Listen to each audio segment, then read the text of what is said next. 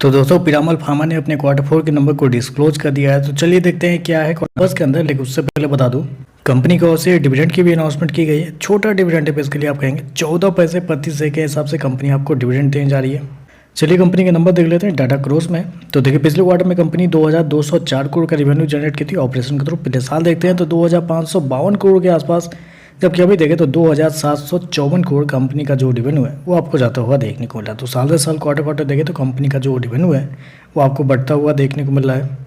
साल दर साल देखते हैं तो 8% के आसपास की तेजी आपको देखने को मिली है, जबकि क्वार्टरली बेस पे जाते हैं तो लगभग 25% के आसपास का जंप है। तो कंपनी का रेवेन्यू देखें तो आपको साल दर साल क्वार्टर क्वार्टर एक अच्छा खासा जंप आपको देखने को मिल रहा है।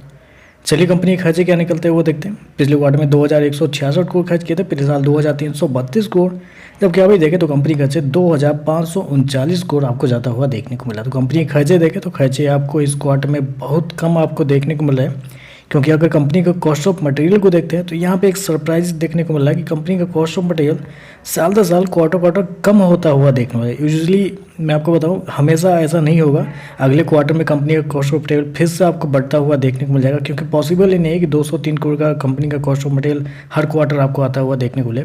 साल दर साल 50% गिरता हुआ देखने को मिला, जबकि 8% के आसपास का रेवेन्यू बढ़ा है। क्वार्टरली बेस पे जाते हैं तो यहाँ तो मतलब सीधे 75% के आसपास की गिरावट है कंपनी के कॉस्ट ऑफ मटेरियल के अंदर, जबकि 25% का रेवेन्यू बढ़ा है। तो कंपनी के कॉस्ट ऑफ मटेरियल इस क्वार्टर में देखें तो बहुत कम देखने को मिला है, जिसकी वजह से एक्सपेंस आपको कम देखने को मिल रहा है, कंट्रोल में देखने को मिल रहा है। चलिए कंपनी का प्रॉफिट क्या निकलता है वो देखते हैं। तो देखिए पिछले क्वार्टर में कंपनी लगभग बोल सकते हैं 3.68 यानी कि 3 करोड़ के आसपास के प्रॉफिट में थी। पिछले साल देखते हैं तो 101 करोड़ का प्रॉफिट, जबकि अभी देखें तो 153 करोड़ आपको जाता हुआ देखने को मिला। तो कंपनी का प्रॉफिट देखें तो आपको साल दर साल बढ़ते हुए देखने को मिला है। 50% के आसपास की तेजी आपको देखने को मिल रही है, लेकिन बेसिकली इस तेजी के पीछे कुछ मल्टीपल रीजन है। पहले तो कंपनी के एक्सपेंस तो मैंने आपको बता ही दिया, एक्सपेंस इस क्वार्टर में बहुत कम है, जो कि हर बार नहीं रहेगा। दूसरा, अगर कंपनी के एक्सेप्शनल आइटम को देखते हैं तो पिछले साल कंपनी को 30 करोड़ का नुकसान हुआ था एक्सेप्शनल आइटम के थ्रू। और तीसरा, कंपनी के टैक्स, इस क्वार्टर में कंपनी के टैक्स देखते हैं तो कम आपको देखने, क्योंकि साल दर साल कंपनी का टैक्स रेवेन्यू 8% बढ़ा है, तो कंपनी के टैक्स भी बढ़ने चाहिए थे, लेकिन टैक्स आपको कम होते हुए देखने को मिले।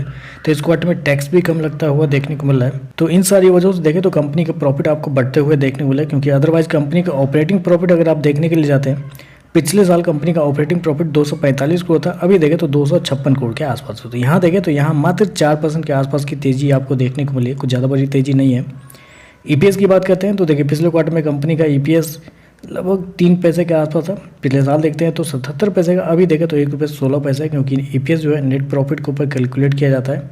तो ओवरऑल देखें तो रेवेन्यू अच्छे देखने को मिले, कंपनी के रेवेन्यू अच्छा आपको देखने को मिला साल दर साल क्वार्टर क्वार्टर दोनों। प्रॉफिट देखें तो पर्सनली मुझे कुछ खास आपको देखने को नहीं मिला है, क्योंकि अगर कंपनी के प्रॉफिट को अगर अच्छे से आप देखें तो ऑपरेटिंग प्रॉफिट मात्र 4% के आसपास की तेजी है। नेट प्रॉफिट के अंदर बड़ी तेजी है, लेकिन उसके अंदर कुछ एडजस्टमेंट है एक्सेप्शनल आइटम और टैक्स की वजह से, तो इस वजह से बढ़ता हुआ देखने को मिला। बाकी देखते हैं मार्केट इस पर कैसे है। ओवरऑल देखें तो नंबर पॉजिटिव आपको देखने को मिल रहा है।